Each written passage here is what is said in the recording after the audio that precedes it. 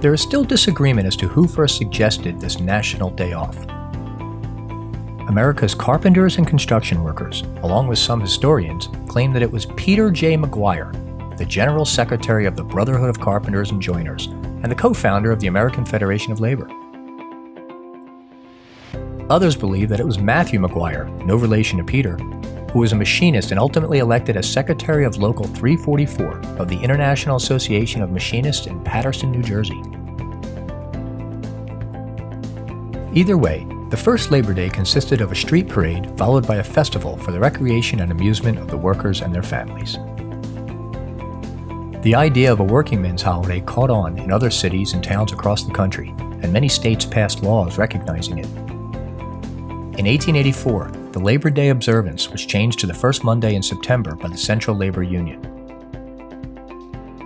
The union then urged other unions and trade organizations to begin holding similar working men's holidays on the same date. The idea caught on, and by 1885, Labor Day observances were held in cities nationwide. As with most things involving a potential day off, Labor Day became very popular very fast, and by 1885, several city governments had adopted ordinances calling for local observances of Labor Day.